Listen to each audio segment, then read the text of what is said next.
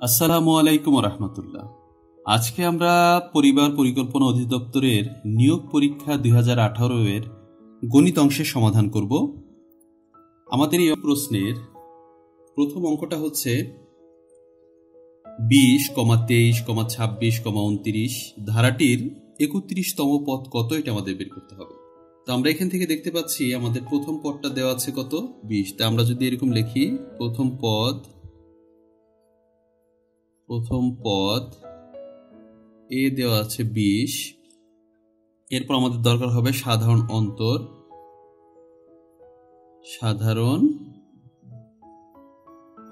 অন্তরকে আমরা ডি দ্বারা প্রকাশ করি। ডি হচ্ছে দ্বিতীয় পদ বিয়োগ প্রথম পদ। তো দ্বিতীয় পদ কত আছে 23, প্রথম পদ হচ্ছে 20, বিয়োগ দিলে আমাদের 3 চলে আসতেছে। এখন আমরা 31তম পদ নির্ণয় করব। তাহলে 31তম পদ আমরা n-তম পদের সূত্র জানি, a plus n minus 1 into D. এটা হচ্ছে n-তম পদের সূত্র। তাহলে সেখানে যদি আমরা 31তম পদ দেখি, তাহলে আমরা সূত্রটা আগে লিখে নিই, n মাইনাস 1 ইন্টু ডি। এখন এর মান আমার কত দেওয়া আছে 20, n এর মান আমরা এখান থেকে পেলাম কত 31 বিয়োগ 1, ডি এর মান পেলাম 3। তাহলে 20 যোগ 31 থেকে 1 চলে গেলে থাকে 30, 30কে 3 দিয়ে যদি আমি গুণ করি, 30 গুণ 3, তাহলে 20 যোগ 3 30-এ 90। 20 এবং 90 যোগ করলে আমার চলে আসতেছে 110। তার মানে হচ্ছে আমার গ নম্বর অপশনটি সঠিক। এরপরের প্রশ্নটা হচ্ছে, কোনো আসল 3 বছরে মুনাফা আসলে 6600 টাকা হয়, মুনাফা আসলের 8-এর 3 অংশ হলে আসলের পরিমাণ কত? এখন আমরা এখানে কিন্তু আসল জানি না, তাই এখানে আমরা মুনাফা আসলের দেওয়া আছে 8-এর 3 অংশ, তাই আমরা এখান থেকে মনে করে নেই সেটি হচ্ছে আসল হচ্ছে এখানে 3 এবং 8-এর 3 অংশের মধ্যে বড় হচ্ছে নিচের 8, তাই আমরা আসল ধরে নিলাম 8 টাকা ধরে নিলাম। তাহলে মুনাফা আসবে কি, মুনাফা আসবে আসলের, অর্থাৎ 8-এর 8 ভাগে 3 ভাগ। তাহলে এই 8 কেটে দিলাম, তাহলে আমার থাকলো 3 টাকা। তার মানে আসল 8 টাকা আসলো, মুনাফা 3 টাকা আসলো। তাহলে এখানে আমার মুনাফা আসল আসলো, মুনাফা আসল 8 যোগ 3 সমান সমান 11 টাকা।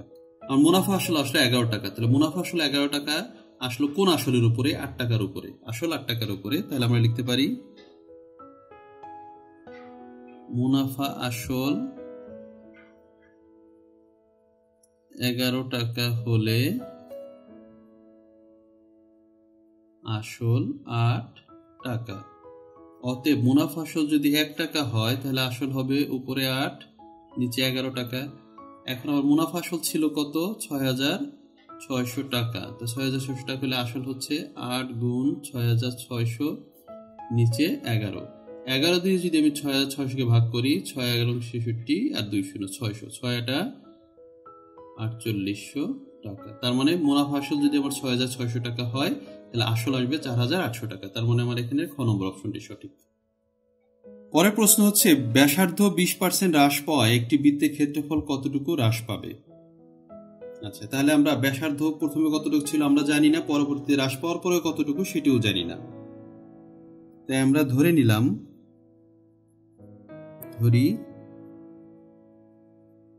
ব্যাসার্ধ 100। তাহলে ক্ষেত্রফল হবে কি, ক্ষেত্রফলের সূত্র হচ্ছে আমরা জানি পাই আর স্কয়ার, এটা হচ্ছে আর। তাহলে ক্ষেত্রফল ছিল পাই আর স্কয়ার, পাই আর স্কয়ার। তাহলে পায়ের জায়গায় পাই থাকলো, আর আর স্কয়ার যে আছে, আর স্কয়ারের বদলে আমরা লিখলাম 100 স্কয়ার। 100 স্কয়ার মানে 10,000, 10,000 সাথে পাই থাকলে হয়ে যাবে 10,000 পাই। এটা হয়ে গেল আমার প্রাথমিক ক্ষেত্রফলটা ছিল এরকম। এখন ব্যাসার্ধ যদি 20% কমে যায়, তার মানে 100 থেকে 20 কমে গেল, তাহলে 20% কমে ব্যাসার্ধ হবে 100 বিয়োগ 20 সমান 80। তখন ক্ষেত্রফলটাও সেই অনুপাতে হবে, ক্ষেত্রফল হয়ে যাবে পাই ইন্টু 80 স্কয়ার।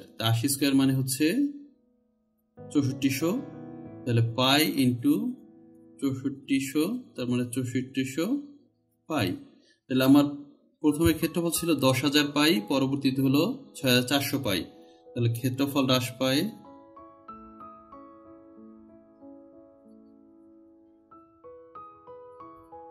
10,000 পাই থেকে বিয়োগ হয়ে যাবে 6400 পাই।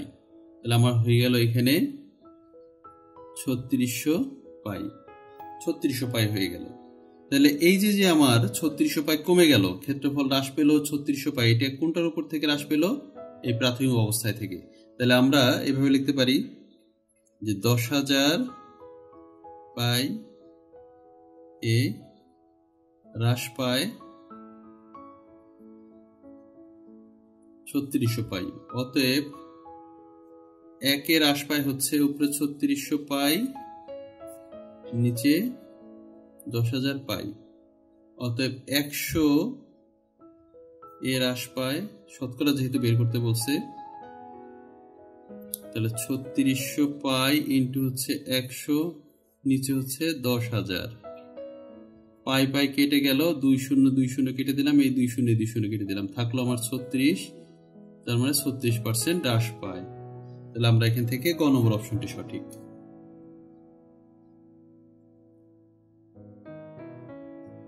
20 জনে যে সময়ে একটি কাজ করতে পারে কর্মী সংখ্যা 60% কমে যাওয়ায় কাজটি শেষ করতে কতক্ষণ সময় বেশি লাগবে? 60% কমে যাওয়ায় কর্মী সংখ্যা হবে কি? আগে ছিল 20 জন, এখন 20 এর 60% কমে গেছে, তার মানে 60/100। এখন আমরা এটা করার পরে এখান থেকে একটা শূন্য কেটে দিলাম, এই একটা শূন্য কেটে দিলাম, থাকলো কত? 6 দুগুণে 12, আর এখানে ছিল 20। 20 থেকে 12 চলে গেলে 8 জন হয়, তার মানে 60% কর্মী কমে যাওয়ায় এখন কর্মী সংখ্যা হচ্ছে 8 জন। তাহলে 20 জনে আমরা ধরে নিলাম 20 জনে একটা কাজ করতে পারে কদিনে, যেহেতু আমাদের দিন উল্লেখ করা নাই কয় দিনে করতে পারে, তাই আমরা ধরে নিলাম যে 20 জনে একটি কাজ করে কদিনে। তাহলে একজনে ওই কাজটি করতে পারে কয় দিনে? বেশি সময় লাগবে, তাই 20 এর সাথে ক গুণ হয়ে 20 ক হয়ে গেছে।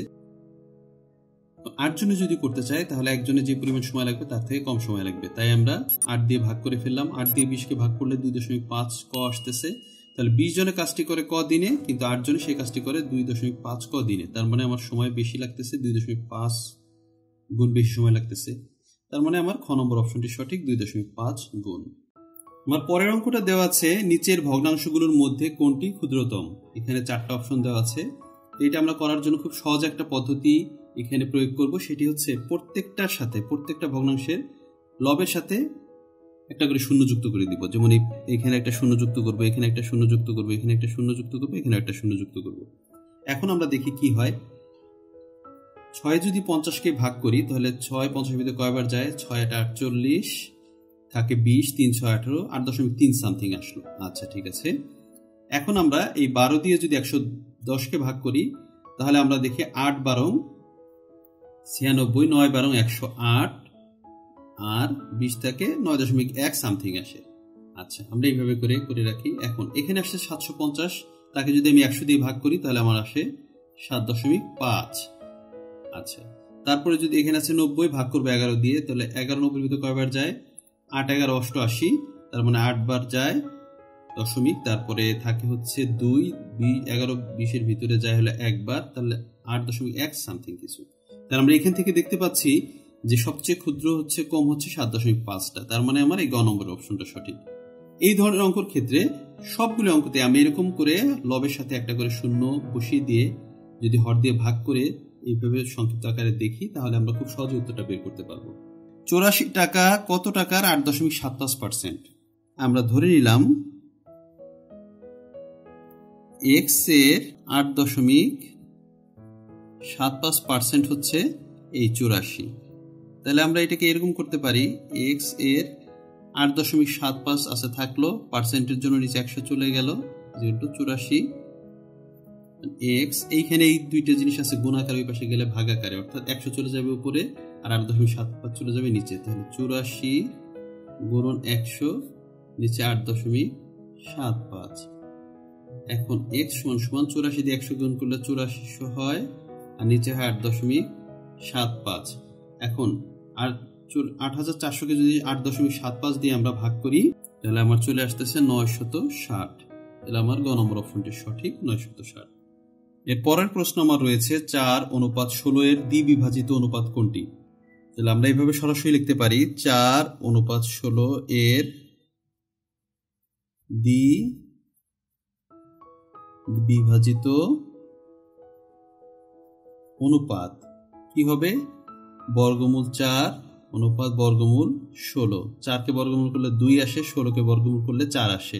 তাহলে আমার দ্বিবিভাজিত অনুপাত চলে আসলো 2:4। তাহলে আমার খ নম্বর অপশনটি সঠিক। এর পরের প্রশ্ন হচ্ছে কোন সংখ্যার 1/3 ও 1/4 পার্থক্য 2.5? এখন আমরা সংখ্যাটা তো জানি না, তাই আমরা ধরে নিলাম, ধরি সংখ্যাটি x।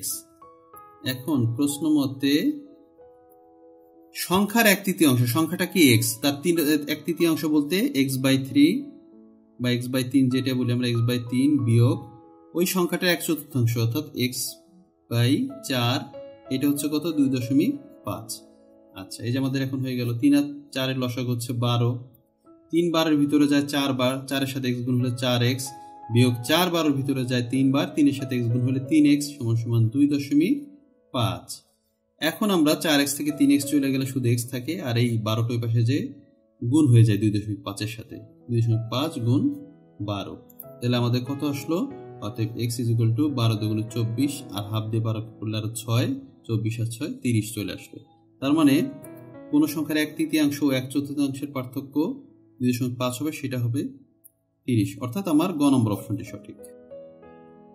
a + b = 8 O ab = 15 হলে a² - b² সমান কত? এটা আমাকে নির্ণয় করতে হবে। a² - b² এর সূত্র হচ্ছে a + b × a - b। তাহলে আমার a + b দেওয়া আছে, তাহলে আমার a - b মান বের করতে হবে। a - b এর কোনো সূত্র নেই, কিন্তু a - b² সূত্র আছে। a - b² = a + b² - 4ab। এখন a প্লাস এর মান দেওয়া আছে 8, তার উপরে স্কয়ার -4 × ab এর মান দেওয়া আছে 15। তাহলে আমার 8² মানে হচ্ছে 64 -4 15 60, থাকলো আমার কত? 4। তাহলে অতএব এখন যদি বর্গমূল করি তাহলে a - b² টার স্কয়ার চলে যায়, 4 কে বর্গমূল করলে 2 চলে আসে। তাহলে a - b এর মান আমরা পেয়ে গেলাম 2। a + b এর মান দেওয়া আছে 8 এবং a - b এর মান 2। তো অতএব a² - b² হবে a + b × a - b। তো a + b এর মান হচ্ছে 8 আর a - b এর মান হচ্ছে 2। তাহলে 8 এবং 2 গুণ করলে হয় 16। তার মানে আমার ক নম্বর অপশনটি সঠিক।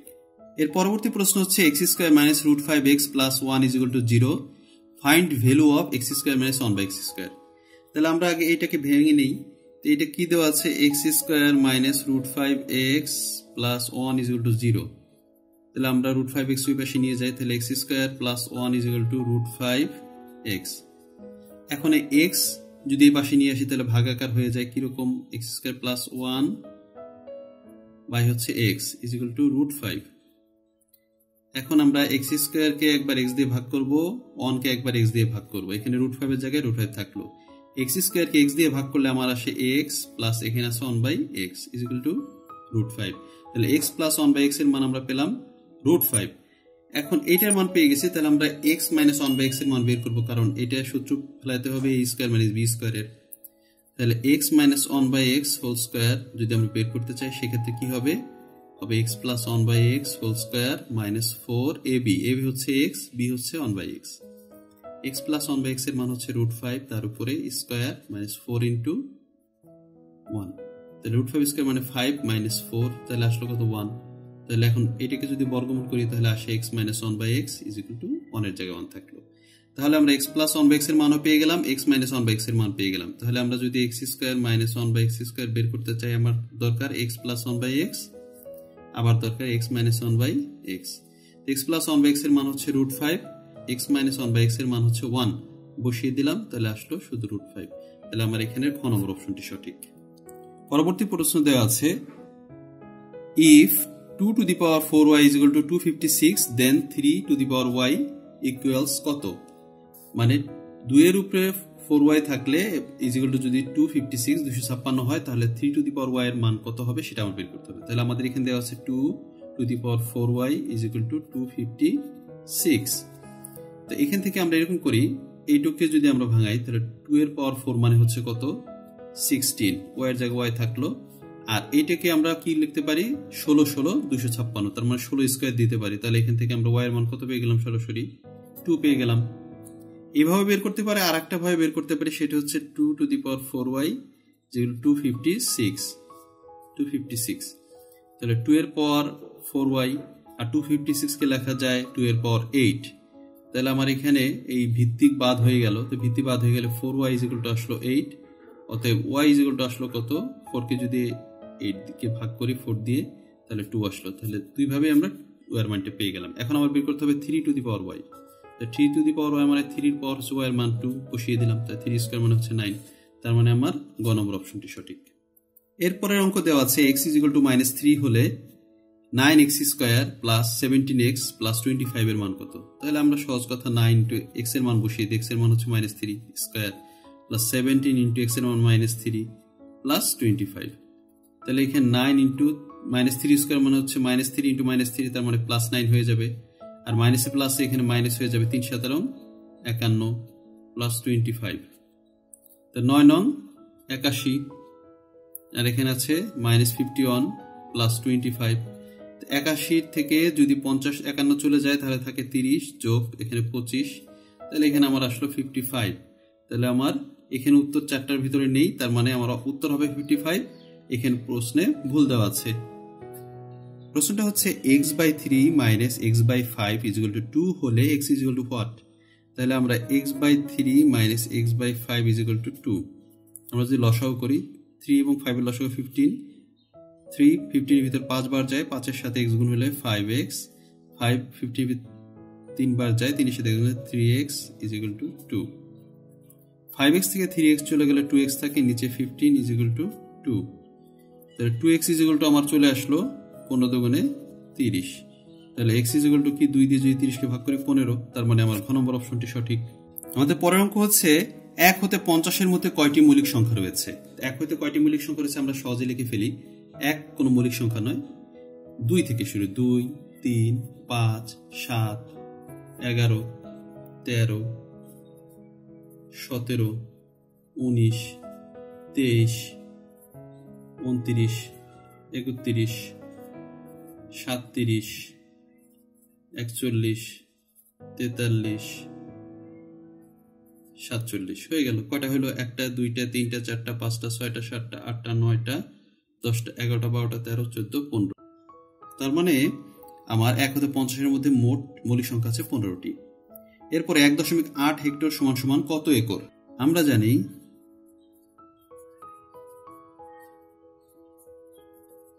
1 হেক্টর সমান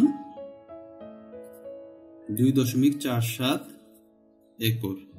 অতএব আমার দেওয়া আছে 1.8 হেক্টর, তাহলে 2.47 ইন্টু 1.8 এত একর।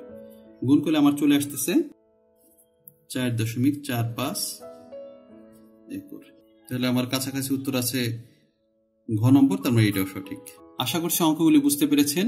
এগুলো আরো ভালো করে চর্চা করবেন, তাহলে আরো সহজ হয়ে যাবে। ধন্যবাদ সবাইকে। আজকে এ পর্যন্ত। ভিডিওটি ভালো লেগে থাকলে লাইক কমেন্ট শেয়ার করবেন এবং চ্যানেলটিকে সাবস্ক্রাইব করে বেল বাটনটিতে ক্লিক করে রাখবেন, যাতে পরবর্তী নতুন নতুন ভিডিও পেলে সহজেই আপডেট পেতে পারেন। আল্লাহ হাফেজ।